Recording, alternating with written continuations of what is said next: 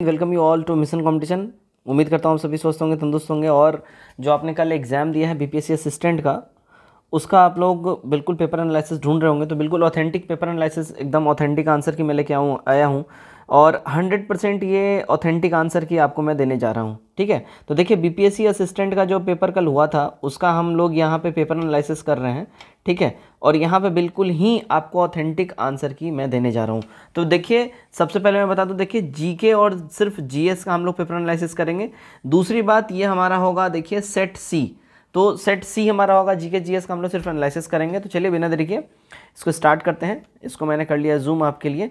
पहला सवाल हमारा क्या बोल रहा है, देखिए भारत का नेपोलियन जो है ये किसको कहा जाता है। ठीक है, भारत का नेपोलियन, ये काफ़ी आसान सवाल था, समुद्रगुप्त को कहा जाता है। ठीक है, नेक्स्ट है मौर्य के अंतर्गत भौतिक संस्कृति के प्रसार में कौन सहायता करता था। तो मौर्यों के अंतर्गत भौतिक सांस्कृतिक के प्रसार में देखिए प्रशासक, व्यापारी, बौद्ध साधु सबके सब करते थे, तो हमारा डी हो जाएगा। 53 देखिए फिरोज शाह तुगलक के दौरान नहरों के बनाने और रख रखाव के खर्चे डैश के द्वारा वहन किए जाते थे। ध्यान रखिएगा ये खर्चे सारे राज्य के द्वारा वहन किए जाते थे। ठीक है, ए करेक्ट होगा। अगला है देखिए 54 नंबर, आईने अकबरी किसने लिखी थी। आईने अकबरी, ध्यान रखिएगा आईने अकबरी जो है अबुल फजल ने आईने अकबरी लिखी थी। ठीक है ना, आईने अकबरी अकबर की जीवनी है और अकबर तो खुद था मतलब लाइक अनपढ़, तो वो तो खुद लिख नहीं सकता था, तो अबुल फजल उसके टाइम का ये था एक हिस्टोरियन, तो इसने लिखी थी। क्लियर।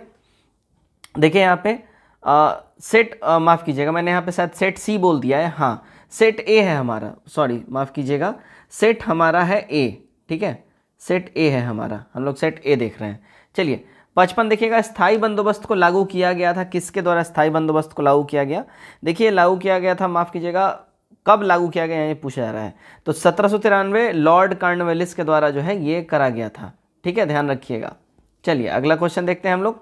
56, किसने प्रसन्नतापूर्वक 1907 में सूरत में कांग्रेस का जो फूट हुआ था उसके लिए कहा था कि हमारे लिए एक महान जीत के रूप में देख रहा है वो। ठीक है, तो ये जो है अपने जीत के रूप में देखा था लॉर्ड मिंटो, उस समय ही ये भारत का जो है वायसराय था और इसने जो है काफ़ी ज़्यादा खुश होकर ये बात बोला था कि भाई अब जो है कांग्रेस टूट गई है और हम लोग इसको आराम से हरा सकते हैं। 57 देखिए, धन प्रवाह सिद्धांत को किसने प्रतिपादित किया था। ठीक है, धन प्रवाह सिद्धांत को प्रतिपादित किया था देखिए दादा भाई नौरोजी ने। ठीक है, सी हमारा यहाँ सही हो जाएगा। 58 देखिएगा, विजयनगर का महानतम शासक कौन था। कौन था विजयनगर का महानतम शासक। देखिए विजयनगर का जो महानतम शासक था वो था कृष्णदेव राय। विजयनगर साम्राज्य की स्थापना हरिहर बुक्का इन दोनों भाइयों ने करी थी। ठीक है, और महानतम शासक कृष्णदेव राय था, ये तुलुप वंश का था, ध्यान रखिएगा। ठीक है, चलिए आगे बढ़ते हैं। नंबर 59, संपन्नता के षड्यंत्र और विद्रोह को जन्म दिया तथा दरिद्रता स्थायित्व और शांति की गारंटी देती है, यह किसने कहा था। देखिए ये कहा था किसने, देखिए ज़ियाउद्दीन बर्नी कहा था ये। ठीक है, ज़ियाउद्दीन बर्नी देखिएगा ये फिरोज शाह तुगलक और मोहम्मद बिन तुगलक के टाइम में ये हिस्टोरियन था, उसके दरबार में था। ठीक है, इब्न बतूता ये मोहम्मद बिन तुगलक का दरबारी था और ये अमीर खुसरो और मोहम्मद हसन निज़ामी ये अलाउद्दीन खिलजी के टाइम में थे। ठीक है, अलाउद्दीन खिलजी के टाइम में ये लोग उसके दरबार में थे। तो ये बात कर रहा है कि किसने ये कहा था कि दरिद्रता दायित्व और शांति की गारंटी देती है, ये ज़ियाउद्दीन बर्नी ने कहा था। ये फिरोज शाह तुगलक और मोहम्मद बिन तुगलक दोनों ही के दरबार में ये रहा था।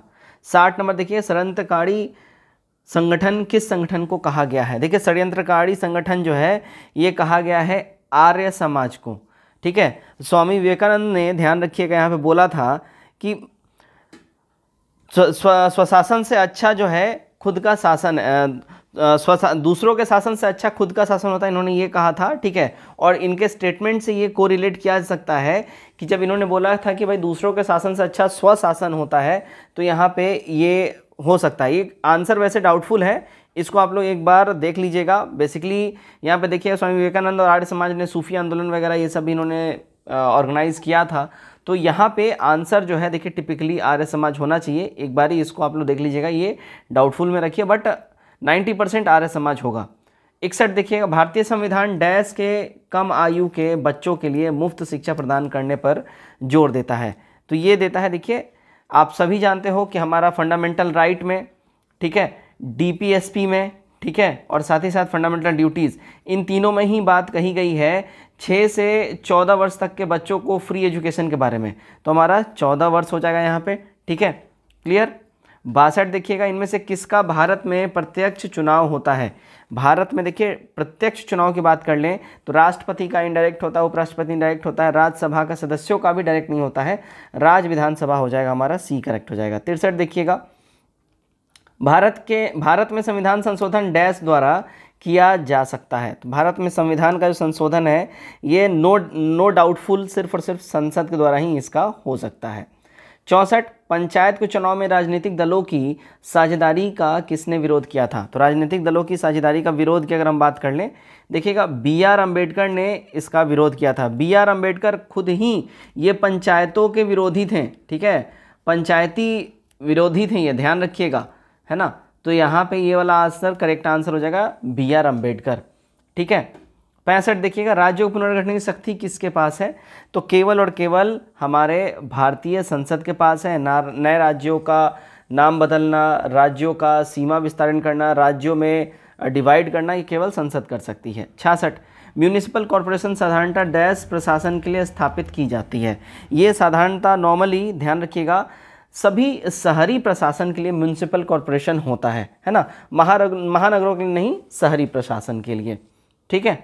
67 देखिएगा, पंचायती राज प्रथम बार अक्टूबर 1959 में प्रारंभ किया गया था। तो पंचायती राज पहली बार 1959 में जो है प्रारंभ किया गया था। देखिए राजस्थान में तत्कालीन राष्ट्रपति JL नेहरू के द्वारा, यानी कि जवाहरलाल नेहरू के द्वारा, ध्यान रखिएगा, हैं।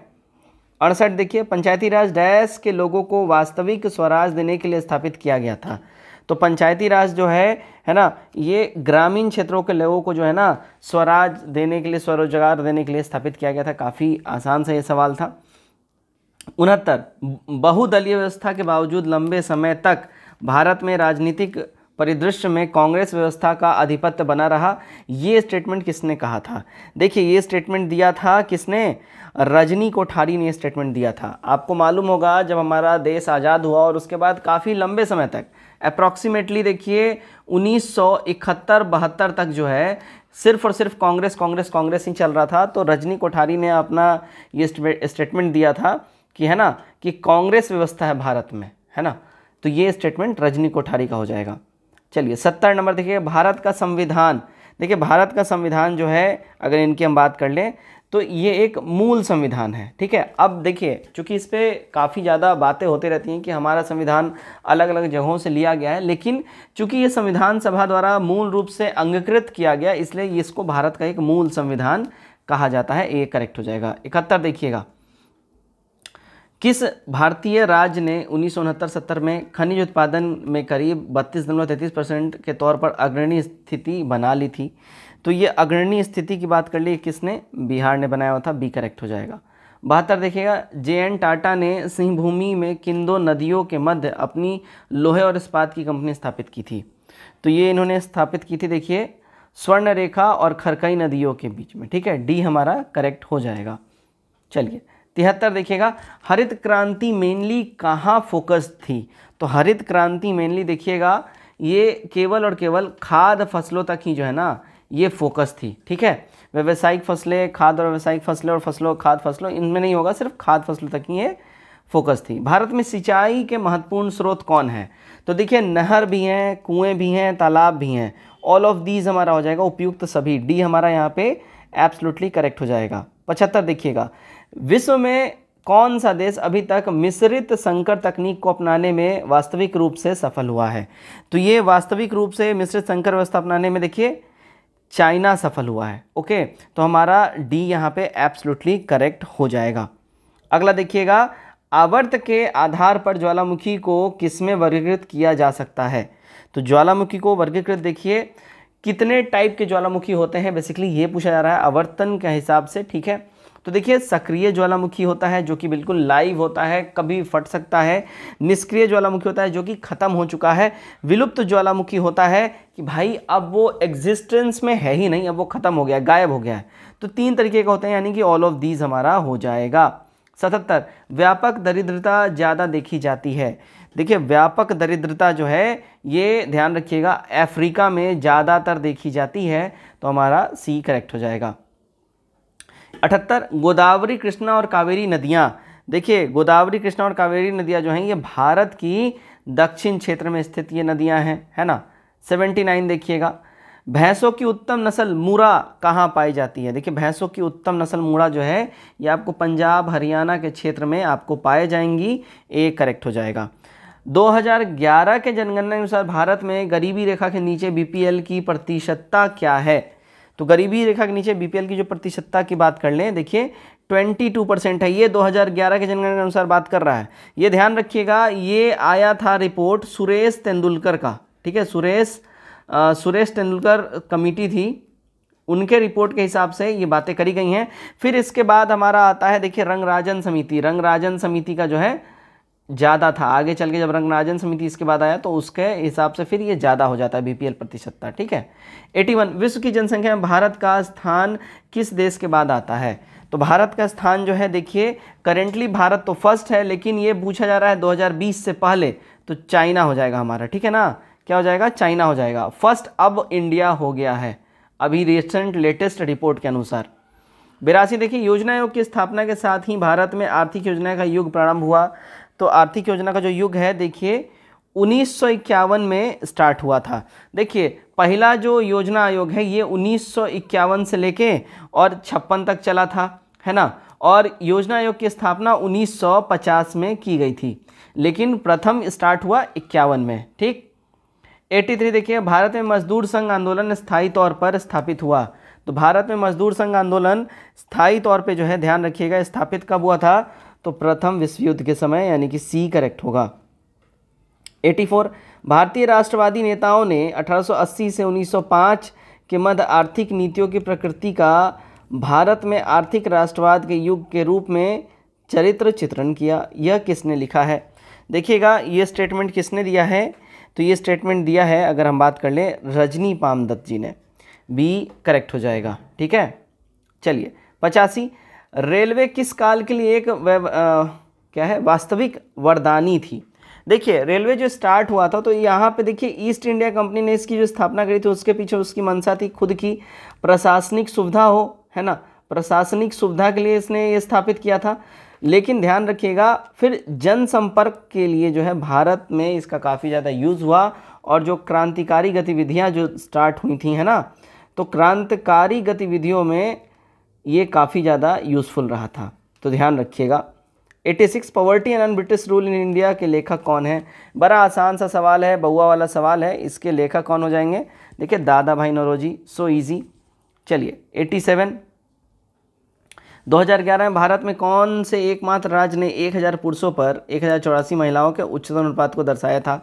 देखिए सबसे कम कहाँ पे रहा था, हरियाणा में रहा था। सबसे ज़्यादा सबसे अधिक केरल में रहा था 1084, ठीक है।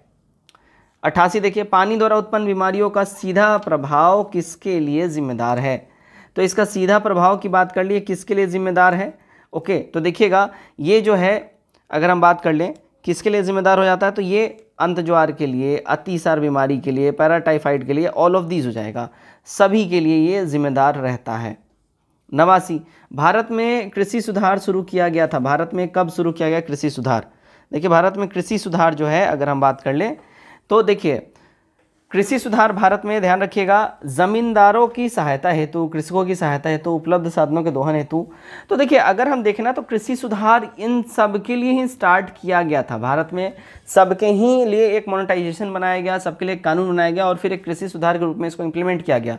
लेकिन अगर इस एग्जाम के पर्सपेक्टिव से देखें और एक बार आपको ऑफिशियल आंसर की देखना होगा आयोग का आंसर क्या है, उस अनुसार देखिए ज़्यादातर जो अप्रोप्रिएट आंसर होगा वो कृषकों की सहायता हेतु हो जाएगा, ठीक है। 90 देखिए भारत में जनगणना कितने वर्षों में की जाती है। तो भारत में जो जनगणना है ये देखिए एक दशक में, यानी कि हर 10 साल में ये होता है, ठीक है।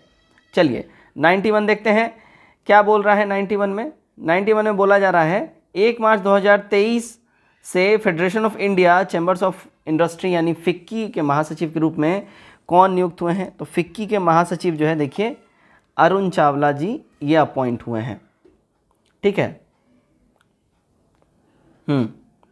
चलिए अगला हमारा क्वेश्चन है 2022 में कुल कितने व्यक्तियों को पद्म पुरस्कार सम्मानित किया गया है? देखिए कुल मिला के जो है ना 128 व्यक्तियों को पद्म पुरस्कार से सम्मानित किया गया है। आगे देखिएगा, निम्नलिखित में किस देश ने फीफा अंडर-17 महिला विश्व कप 2022 जीता है? तो ये जीता है देखिए स्पेन ने। किसको ये हराए थे? तो कोलंबिया को ये लोग जो है ना हराए थे। ध्यान रखिएगा, कोलंबिया रनर अप रही है, पूछ सकता है नेक्स्ट एग्जाम में, तो ध्यान रखिएगा। अगला देखते हैं हम लोग, नेक्स्ट है हमारा 94। क्या बोल रहा है 94 में? हाँ जी, देखिए 94 में बोल रहा है कि संयुक्त राष्ट्र के 27वें जलवायु परिवर्तन सम्मेलन कोप 27 का आयोजन कहाँ किया गया था? तो इसके आयोजन की बात कर ले। देखिए ये किया गया था मिस्र के अंदर में, डी हमारा करेक्ट हो जाएगा। ठीक है, 95 देखिए, कौन सी केंद्रीय मंत्रालय स्मार्ट समाधान चुनौती और समावेशी शहर पुरस्कार प्रदान करता है? तो ये पुरस्कार प्रदान करता है देखिए आवास और शहरी मामला मंत्रालय। ये सारे करंट अफेयर्स के सवाल हैं, आई होप आप लोगों ने इसको ज़रूर सॉल्व किया होगा। चलिए अगला क्वेश्चन हम देखते हैं। हमारा नेक्स्ट क्वेश्चन है क्वेश्चन नंबर 96। ठीक है, देखिएगा, कार्बन मुक्त परमाणु ऊर्जा से उत्पन्न होने वाले हाइड्रोजन का क्या नाम है? तो इस हाइड्रोजन का नाम होता है देखिए गुलाबी हाइड्रोजन, ए करेक्ट होगा। 97 देखिएगा, किस राज्य में आरक्षण बढ़ाकर 76% करने का विधेयक पारित किया है? तो ये देखिए छत्तीसगढ़ गवर्नमेंट ने जो है ना ये विधेयक पारित किया है, तो हमारा क्या हो जाएगा? बी यहाँ पे बिल्कुल सही हो जाता है। आगे देखिएगा 98, चैत्य भूमि किस नेता की समाधि स्थल है? तो चैत्य भूमि जो है देखिएगा डॉक्टर BR अम्बेडकर की समाधि स्थल है, और इनका जो है देखिए जयंती होता है 14 अप्रैल, यानी उस दिन इनका बर्थ होता है। ठीक है, तो उसी के ऊपर ये सवाल भी पूछ दिया गया था। चलिए आगे बढ़ते हैं 99। ठीक है, हाँ जी, किस देश ने आर्टिफिशियल इंटेलिजेंस में जिम्मेदार प्रगति और सहयोग करने के लिए यूरोपीय संघ के साथ एक समझौता पर हस्ताक्षर किया था? तो यूरोपीय संघ के साथ एक समझौते पर हस्ताक्षर जो है देखिए ये संयुक्त राज्य अमेरिका यानी कि USA ने किया था। ठीक है, चलिए भाई 100 नंबर देखते हैं हम लोग। 100 नंबर में क्या बोल रहा है? Indian institute of democratic leadership ने किस राज्य में भारत के पहले मॉडल G20 शिखर सम्मेलन का मेजबानी किया है? तो ये मेजबानी देखिए मुंबई में हुआ है, मुंबई के थाने में, ध्यान रखिएगा मुंबई के थाने में ये हुआ है। ठीक है, 101 देखते हैं हम लोग क्या बोल रहा है 101 में। चलिए देखिएगा क्या बोला, निम्नलिखित में से थर्मल पावर प्लांट किस एक का प्रयोग किया जाता है? थर्मल पावर प्लांट में किस एक का प्रयोग किया जाता है? देखिए जीवाश्म ईंधन का, यानी फॉसल फ्यूल का, कॉमन सा बात है। 102, विंडमिल से उत्पन्न विद्युत शक्ति पावर किस पर निर्भर करती है? देखिए ये जो पावर है ये निर्भर करती है पवन वेग पर, और बिहार में ये नहीं हो सकता क्योंकि बिहार में कोई आसपास में तट रेखा नहीं है जिससे कि बहुत तेज पवन चले। विद्युत धारा को निम्नलिखित में किस यंत्र से नापा जाता है? देखिएगा ये नापा जाता है एमीटर से, बी करेक्ट हो जाएगा। 104, निम्नलिखित में किस में टंगस्टन का प्रयोग किया जाता है? तो विद्युत के बल्ब में इसका प्रयोग होता है ना। अगला है 105, देखिएगा चुंबकीय बल रेखाएं निम्नलिखित से किससे निकलती हैं? तो चुंबकीय बल रेखाएं जो हैं ये देखिए उत्तरी ध्रुव से निकलती हैं, बी करेक्ट हो जाएगा। 106 देखिए प्रकाश का प्रकीर्णन देखा जा सकता है? तो प्रकाश का प्रकीर्णन देखिए आकाश के नीले रंग में देखा जा सकता है, सूर्योदय के समय सूर्य का लालिमा में देखा जा सकता है, सूर्यास्त के समय जो है सूर्य की लालिमा में देखा जा सकता है, यानी कि डी हो जाएगा ऑल ऑफ दीज। ठीक, 107 देखिए मानव आँख में नाभिक दूरी का परिवर्तन निम्नलिखित में से किसके कारण होता है? तो ये परिवर्तन की बात कर ले, देखिएगा ये आइरिस की वजह से होता है, यानी कि पुतली की वजह से। ठीक है, चलिए अगला देखिए 108, गाड़ियों के पीछे देखने के दर्पण का आवर्धन निम्नलिखित में से क्या होता है? तो ये होता है देखिए 1 से कम होता है, तभी आप देख पाइएगा। आप गौर करते होंगे कि दूर की वस्तु भी काफ़ी आराम से शीशे में फिट आ जाती हैं और पूरा दिखती हैं। 109, निम्नलिखित माध्यमों से किसमें प्रकाश की गति अधिकतम होती है? तो प्रकाश की गति अधिकतम देखिए वायु में होगी, और अगर आवाज़ होता तो फिर ठोस आप लोग करते हैं, है ना। चलिए, शून्य प्रतिरोध वाले पदार्थों को निम्नलिखित में से क्या कहेंगे? तो इसको हम लोग कहेंगे देखिए अतिचालक, यानी कि सुपर कंडक्टर। 111 देखिए निम्नलिखित में से कौन सा अम्लीय है, एसिडिक कौन सा है इनमें से? तो देखिए अम्लीय की बात कर ले तो ये हमारा देखिए कौन सा हो जाएगा? लेमन जूस, टमाटर, दूध, ये ऑल ऑफ दीज हो जाएगा। ठीक है, तो अम्लीय हमारा डी हो जाएगा। चलिए, निम्नलिखित में से कौन सा नीले लिटमस को लाल में बदल देता है? तो वो होता है सिरका, यानी कि विनेगर। अगला सवाल है 113, HCl घोल का pH वैल्यू यहाँ पूछा जा रहा है, HCl घोल का pH वैल्यू कितना है भाई। तो HCl घोल का जो pH वैल्यू की बात कर ले, देखिएगा ये 0.001 m हो जाएगा। 114 कॉस्टिक पोटास का रासायनिक सूत्र क्या है। कॉस्टिक पोटास देखिए इसका रासायनिक सूत्र होता है KOH, ठीक है। 115 रासायनिक भाषा में मोर्चा यानी जंग लगना क्या कहलाता है। तो इसको हम लोग बोलते हैं हाइड्रेटिक फेरिक ऑक्साइड। हाइड्रेटिक मतलब कि ये हाइड्रेटिक हो जाता है, हाइड्राइड हो जाता है, पानी इसका मतलब होता है, और फेरिक ऑक्साइड मतलब लोहा होता है। 16 CO2 और H2 दोनों गैस होते हैं। तो ये दोनों ही गैसें होते हैं, देखिए हवा से भारी होते हैं, रंगहीन भी होते हैं, स्वभाव में अम्लीय भी होते हैं, पानी में घुलनशील भी होते हैं, बट ज़्यादा अप्रोप्रिएट आंसर हवा से भारी हम लोग करेंगे। चलिए 117 लेड सल्फेट का रासायनिक सूत्र। लेड सल्फेट का रासायनिक सूत्र देखिए PbSO4 हमारा हो जाएगा, C करेक्ट होगा। 118 देखिएगा वसायुक्त भोजन बासी गंधयुक्त हो जाता है, बताइए कि निम्नलिखित में से किस क्रिया के कारण ऐसा होता है। देखिएगा ये होता है अपचयन की वजह से, यानी कि ऑक्सीकरण की वजह से। 119 देखते हैं हम लोग। 119 क्या बोला जा रहा है, देखिएगा हम सिल्वर क्लोराइड को गहरे रंग की बोतल में रखते हैं। क्यों हम रखते हैं भाई, वो इसलिए देखिए सूर्य के प्रकाश की क्रिया से बचने के लिए इसको हम लोग रखते हैं, क्योंकि जो सिल्वर क्लोराइड है वो सूर्य के प्रकाश के साथ अभिक्रिया करती है। आगे देखिए 120 विटामिन B12 की रासायनिक नाम क्या होता है। विटामिन B12 का रासायनिक नाम देखिए इसको हम लोग बोलते हैं कोबलामीन, C करेक्ट हो जाएगा। 121 देखिएगा निम्नलिखित कथनों में से कौन सा जो कथन है ये हाथियों के बारे में सत्य है। देखिए हाथियों के बारे में जो कथन की बात कर ले, कौन सा सत्य कथन है, तो ये 3 महीने के हाथी का बच्चा आमतौर पे लगभग 20 क्विंटल वजन का होता है, सही बात है, ठीक है। बाकी सारे स्टेटमेंट यहाँ रिलेवेंट नहीं है। हाथी दिन में 8 से 10 घंटा सोता है, गलत बात है। हाथी बहुत कम सोता है, 4 घंटे के आसपास सोता है, ठीक है। हाथी अपने भारी वजन के कारण अधिक आराम करना पसंद करता है, नहीं, वो एक्टिव रहता है। और एक प्रौढ़ हाथी 2 क्विंटल से अधिक पत्तियाँ तथा डालियाँ खा जाता है, नहीं, इससे ज़्यादा खा जाता है वो। 122 देखते हैं निम्नलिखित में से कौन सा गर्म खून का प्राणी है। इनमें से गर्म खून का प्राणी देखिए, जैसे कि आप सभी सुनते होंगे कि भाई ठंड के दिनों में अगर कहीं से कबूतर मिल जाए और कबूतर को और मार के खाओ तो बदन में गर्मी आ जाती है, तो कबूतर बाय डिफ़ॉल्ट गर्म खून का प्राणी हो जाएगा हमारा, मतलब इन सब में से, ऑप्शंस में से, ठीक है। 123 देखिए निम्नलिखित में से विटामिन ए का अच्छा स्रोत कौन सा है। तो विटामिन ए का अच्छा स्रोत जो है देखिए ये फिश ऑयल हो जाएगा, और फलों में रहेगा तो फिर गाजर मारिएगा। 124 निम्नलिखित में से गूथे आटे के फूलने का क्या रीज़न है। तो गूथे आटे के फूलने का जो रीज़न होता है वो देखिए CO2 का उत्पादन होता है, जिस वजह से फूलता है, किण्वन के वजह से जो है फिर ये उत्पन्न होता है, ठीक है। चलिए 125 देखते हैं प्राकृतिक क्या बोला जा रहा है। देखिए प्राकृतिक स्रोत तथा अम्ल एसिड के निम्नलिखित युग्म में से कौन सा युग्म सुमेलित है।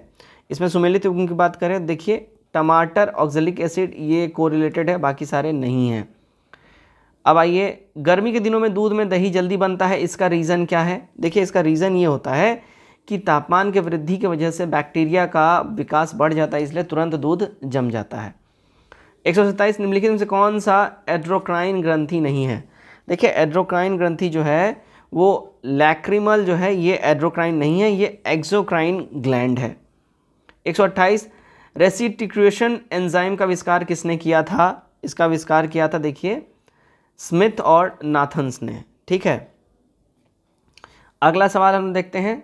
नेक्स्ट हमारा क्वेश्चन है क्या, रस संवेदी अभिग्राहक जानकारी देता है। रस संवेदी अभिग्राहक जो है देखिए रस की बात हो रही है तो ये स्वाद की जानकारी देगा। 130 मस्तिष्क जिम्मेदार है ना, मस्तिष्क जिम्मेदार है सोच विचार के लिए, हृदय धड़कन नियंत्रण करने के लिए, शरीर के संतुलन बनाए रखने के लिए, ऑल ऑफ दीज हो जाएगा। 131 निम्नलिखित में से कौन सा एक अजैव निम्नीकरण पदार्थ है। अजैव निम्नीकरण पदार्थ की बात कर लें तो देखिएगा कौन सा है, खाद हो जाएगा, ये नॉन बायोटिक है ना। 132 कमरे में रखा हुआ गमले में लगा पौधा प्रकाश की दिशा में मुड़ जाता है, इसे मुड़ने को क्या कहते हैं। तो इस मुड़ने को हम लोग बोलते हैं देखिए फोटोट्रोपिज्म हम लोग बोलते हैं, ठीक है। चलिए 133 निम्नलिखित में से कौन सा एक वनस्पतिक हार्मोन है। इनमें से वनस्पतिक हार्मोन की बात करें देखिए साइटोकाइनिन जो है ये एक वनस्पतिक हार्मोन है, तो डी करेक्ट हो जाएगा। निम्नलिखित में किस कारण से भूमिगत जल की कमी नहीं होगी। तो किस कारण से नहीं होगी, तो तो देखिएगा जंगलों के अगर हम बात करें, हाथ से तो होगी ही, अधिक जल मांग वाली फसल की खेती से तो होगी ही। वन रोपण, ठीक है ना, तो यहाँ पे क्या बोल रहा है 134 देखिएगा वन रोपण की वजह से नहीं होगी। चलिए 135 मिर्च में तीखापन क्यों होता है, तो मिर्च में तीखापन होता है देखिए कैप्साइसिन के वजह से, ठीक है। 136 वन्य जीव के अंतर्गत निम्नलिखित में से क्या आता है, तो वन्य जीव के अंतर्गत जो है देखिएगा वन्य पौधे तथा वन्य जीव दोनों ही आते हैं इसमें, ठीक है। 137 देखिएगा निम्नलिखित कौन सी अनुवांशिक रूप से रूपांतरित फसल है, अनुवांशिक रूप से रूपांतरित फसल जो है देखिए BT cotton, BT brinjal, golden rights, ये सारे के सारे हो जाएंगे, ठीक है। तो हमारा ये सारे हो जाएगा, जेनेटिकल मॉडिफाइड हैं ये सारे के सारे। प्रथम जीन परिवर्तन का पैदा किया हुआ पौधा कौन सा था, तो ये हमारा हो जाएगा कपास, जिसको अभी हमने ऊपर पढ़ा बीटी कॉटन, ठीक है। चलिए 139 वायु प्रदूषण का प्रभाव प्रायः निम्नलिखित में से किस पर पाया जाता है, तो ये सबसे ज़्यादा पाया जाता है देखिए पत्तियों पर, ये मुड़ने लगते हैं, भंगुड़ित होने लगते हैं, है ना, बी करेक्ट हो जाएगा। 140 देखिए तनाकंद का आम उदाहरण है, तनाकंद का जो आम उदाहरण है वो अपना हो जाएगा अदरक, ठीक है, ए करेक्ट हो जाएगा। तो दोस्तों हमने यहाँ पे जीके जीएस के सारे सवाल देख लिए, यहाँ से अब मैथ रीजनिंग स्टार्ट होता है। तो जीके जीएस के जितने भी सवाल थे अप्रॉक्सीमेटली हमने 90 सवाल देखे हैं। उम्मीद करता हूँ आपने इन सबको मिलाया होगा, और कमेंट करके अपना स्कोर जरूर बताइए कि आप लोग कितना स्कोर कर रहे हैं, ठीक है। चलिए अभी के इस वीडियो में बस इतना ही, till then take care, bye bye, God bless you all.